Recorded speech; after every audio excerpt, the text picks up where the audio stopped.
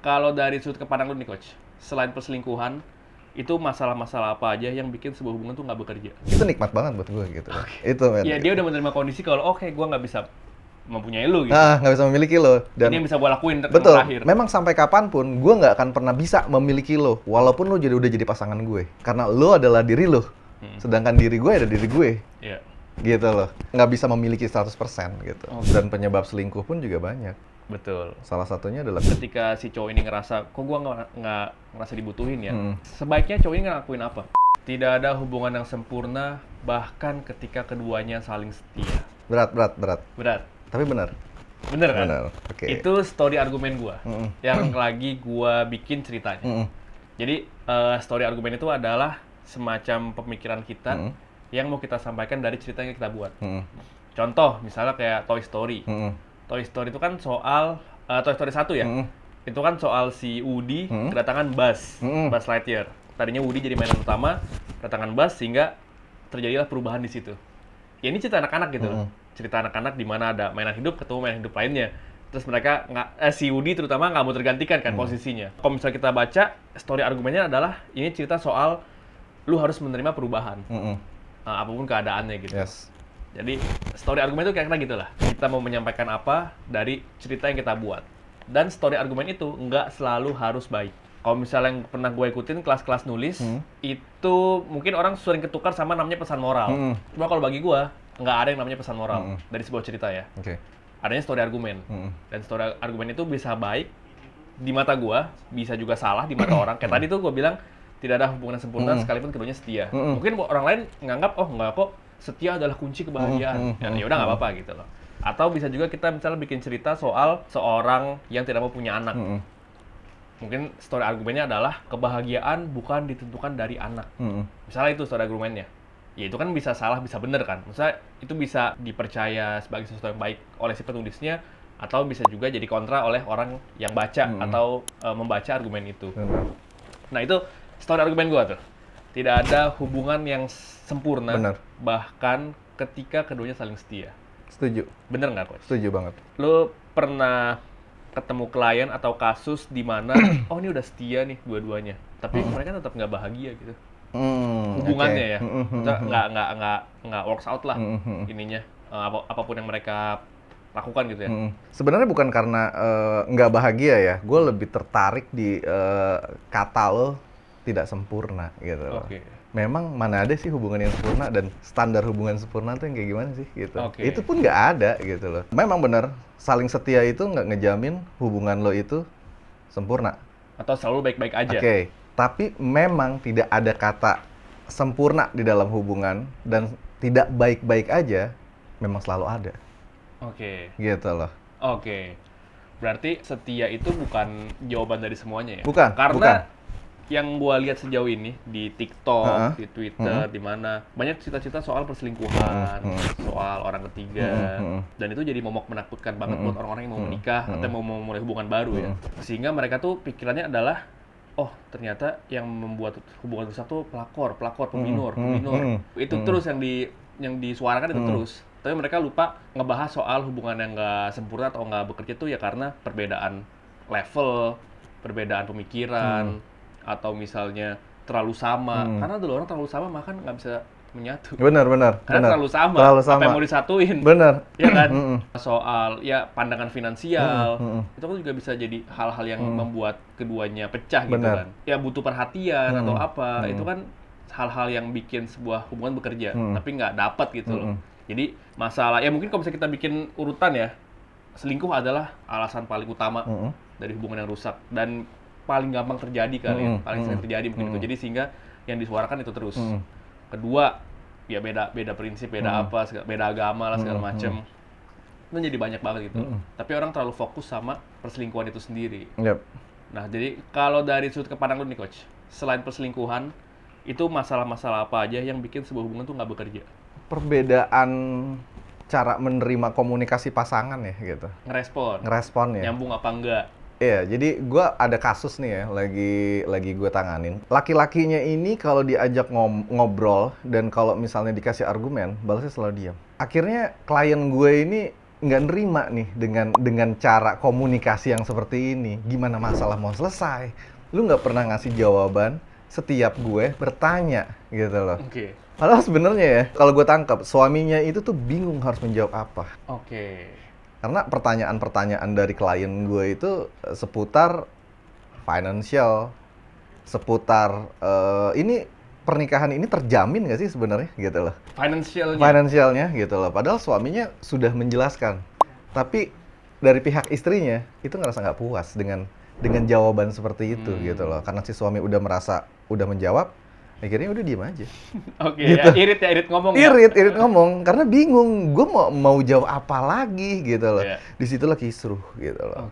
Sampai akhirnya melebar kemana-mana gitu loh, masalah tanggung jawab ini dan itulah gitu. Permasalahan tanggung jawab ini dan itu ada karena hasil dari ketidakpuasan istri terhadap statement-statement suami atau jawaban-jawaban suami yang terkadang satu ambigu, kedua kenapa banyakan silent gitu loh. Itu salah satu hal yang bikin hubungan itu juga jadi nggak baik-baik aja gitu loh. Padahal mereka saling setia. Itu. Nggak ada yang nyerong lah. Nggak ada yang nyerong. Nggak menjamin kebahagiaan di dalamnya. Nggak menjamin kebahagiaan karena juga. Karena ya permasalahan komunikasi tadi. Bener. Nah, jadi gue bingung juga untuk masalah bicara tentang standar kebahagiaan di dalam pernikahan. Karena menurut gue bahagia itu datang nggak permanen, nggak selalu stabil ya kan. Kayak seimbang, nanti goyang, persekian detik dia akan diem bareng. Abis itu seimbang, abis itu goyang lagi gitu loh. Itulah. Dan kebahagiaan itu akan selesai.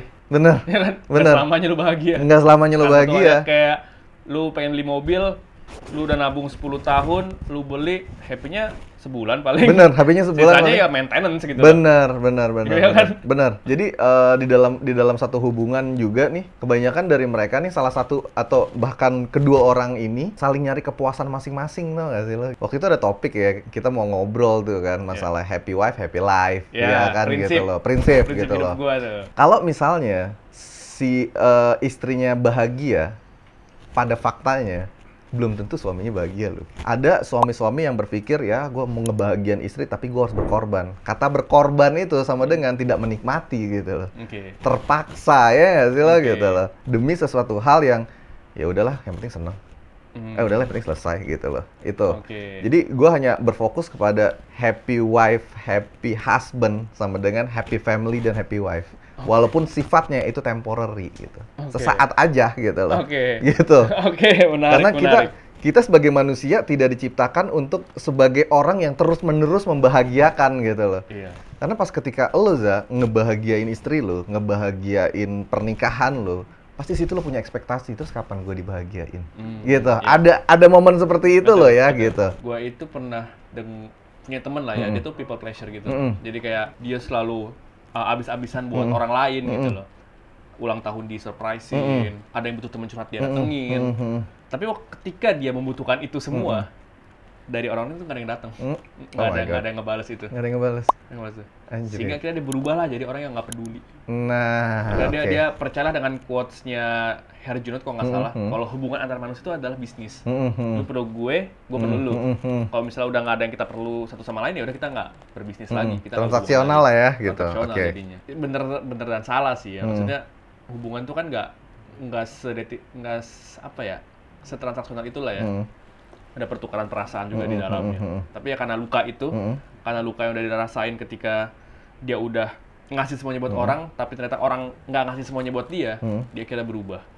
Makanya itu dia waktu di konten kapan gue bilang ngebahas tentang cinta bertepuk sebelah tangan gitu loh. Kenapa sih sebenarnya cinta itu bisa bertepuk sebelah tangan? Karena ekspektasi. Umumnya orang ketika mencintai itu terlalu fokus bukan sama cintanya, tapi sama ekspektasinya gitu loh. Di kepala dia udah dibuat ya. Bener. Tapi aku harus memiliki. Aku harus memiliki. Padahal pada faktanya, ketika kita jatuh cinta, ketika kita cinta sama orang gitu loh, kita tidak bisa memiliki dia seutuhnya. Yang kita bisa miliki seutuhnya adalah rasa cinta kita sendiri.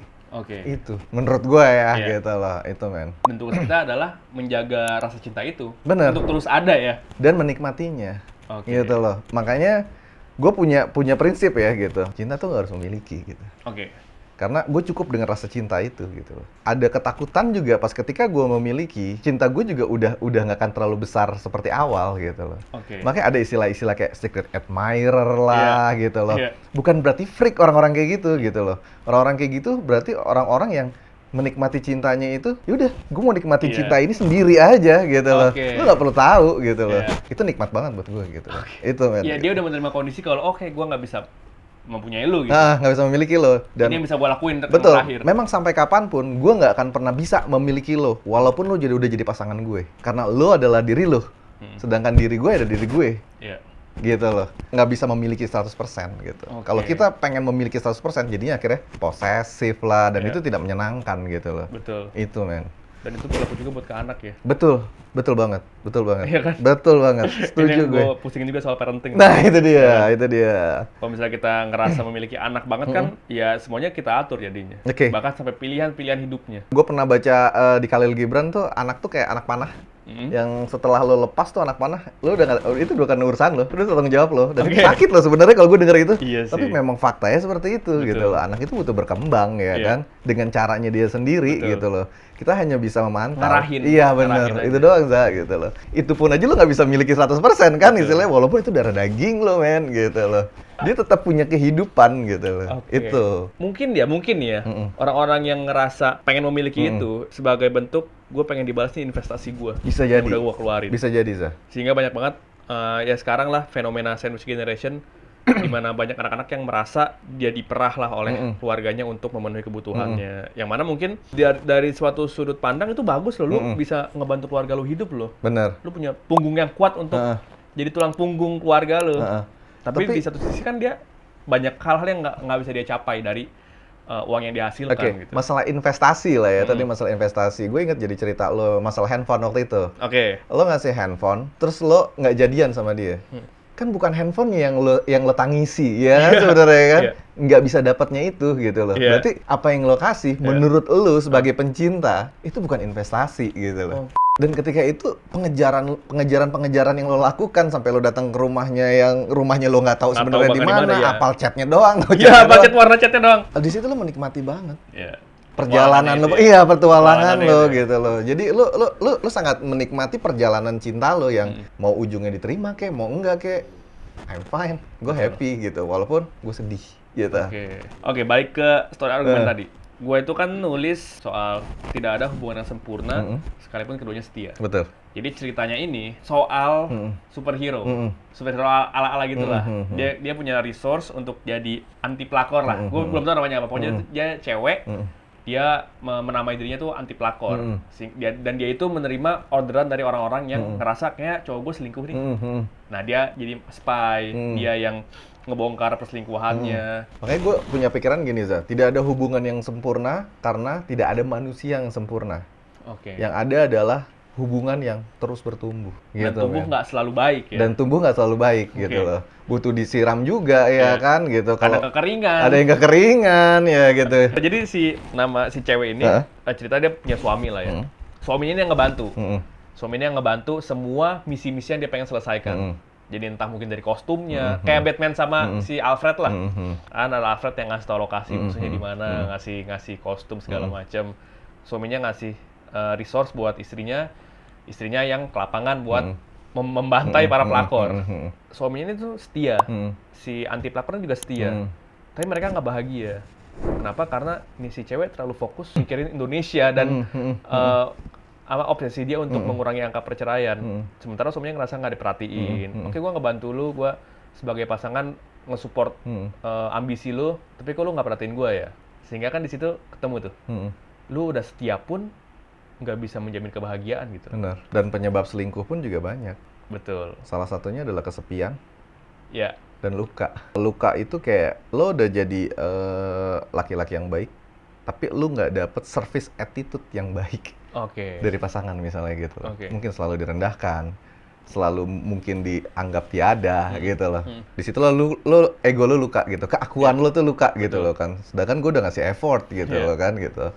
Terus ada lagi tentang kesepian gitu. Betul. Dan ini ya banyak banget orang yang rata-rata cowok ya, namun nggak semua ya, berselingkuh dengan cewek yang dalam tanda kutip bisa dia kuasai. Jadi ketika dia punya pasangan yang lebih superior, dia nggak bisa, dia tuh butuh ngerasa dimiliki lah. Tapi ketika si cowok ini tidak mendapatkan itu, dia nyari cewek yang membutuhkan dia. Sehingga gue bisa ngasih servis ke orang ini. Sehingga gue bisa meluapkan segala macam perhatian gue. Contoh apa ya? Misalnya kayak si cowok ini sukanya act of service lah. Misalnya dia suka nganter jemput, nganter apa. Tapi ternyata ceweknya tuh bisa sendiri semuanya. Sehingga dia kehilangan, aduh gua nganterin siapa nih ya? Benar. Akhirnya dia ketemulah orang yang butuh anteran, yang ngelakuin itu lah. Dia ngerasa, oh gue berguna nih. Akhirnya terjadilah perselingkuhan di situ. Sebelum sebelum perselingkuhan itu terjadi, ketika si cowok ini ngerasa, kok gua nggak ngerasa dibutuhin ya? Sebaiknya cowok ini ngelakuin apa? Apakah memang ngobrol aja ke ceweknya? Setuju, ngobrol aja. Kayak langsung, kok kamu bikin aku ngerasa nggak dibutuhin sih? Ya, bisa bilang gitu. Tapi perempuan akan ngelakuin counter attack lagi gitu loh. Oke. Kayak aku mau ngerepotin kamu. Kayak waktu itu tuh lo ngomongin tentang masalah Crazy Rich Asia. Iya. Itu dia gitu loh. Waktu itu partnya gimana tuh Zah? Omongannya tuh gitu loh. Aku tidak bertanggung jawab untuk membuatmu merasa jadi laki-laki. Benar. Jadi konteksnya dulu ya. Itu di film Crazy Rich Asian. Si Astrid, salah satu anak yang paling kaya di Singapura itu, punya suami seorang IT. Suaminya selingkuh. Dia cuma IT gitu loh, gajinya nggak seberapa. Sementara istrinya nih belanja baju, belanja LV segala macem, dan biasanya dia umpetin dari suaminya. Karena takut suaminya ngerasa nggak berguna, nggak bisa ngebeliin itu semua. Sementara si cewek ini bisa beli dari uang keluarganya gitu. Sehingga si cowok ini selingkuh sama cewek yang lebih miskin dari si istrinya ini untuk membuat dia ngerasa dibutuhin. Benar. Gitu. Dan sehingga akhirnya terjadilah ketahuan perselingkuhan itu, dan si Astrid ini ngekonfront suaminya dengan kata-kata itu. Bukan tanggung jawabku untuk membuatmu merasa jadi laki-laki. Oke, terakhir nih Coach. Lu ada ide atau tambahan nggak buat cerita gue itu? Aduh. Coba tahu nih. Kayaknya sih gue bakal banyak konsul sama lu. Karena ini sangat berhubungan dengan pekerjaan lu juga ya. Dan gue kepikiran bikin, yaitu karakter seorang relationship coach. Oke. Tambahan gue gini aja deh ya gitu. Gue punya pemikiran tentang orang-orang itu berlomba-lomba untuk bikin pernikahan atau hubungan itu bahagia gitu. Tapi nggak berlomba-lomba untuk bikin hubungannya itu nyaman. Dan menyenangkan. Itu dia. Karena di balik kata bahagia itu kayak persamaan katanya mungkin atau gambarannya, oh pernikahan bahagia sama dengan pernikahan sempurna, enggak gitu loh. Padahal sebenarnya pernikahan yang menyenangkan itu adalah pernikahan yang sederhana yang bisa lo nikmati bersama gitu. Itu men. Siap, sangat dalam sekali pemirsa. Gila. Tapi itu menarik, itu poin menarik untuk gua tambahin di cerita gua itu. Karena sebenarnya gua juga banyak berkaca dari lo ya gitu loh. Pas kita meeting ya kan, ternyata istri lo keluar, lo adalah pasangan suami istri yang pakai sandal jepit. Gitu, kan? Berarti lo bisa menikmati hidup lo ya kan gitu, tanpa harus peduli statement orang gitu loh. Itu sih gitu. Itu menyenangkan. Dan buat kita nggak gitu. berlomba-lomba untuk saling stylish gitu pas keluar ya. Kita sama-sama gembel bareng gitu. Oke teman-teman, terima kasih udah nonton. Kalau misalnya punya ide-ide lain buat cerita gua, boleh tambahin kolom komentar. Boleh. Siapa tahu ntar gua kontak atau kita ngobrol bareng untuk riset lebih dalam untuk cerita ini. Oke, terima kasih udah nonton. Dadah.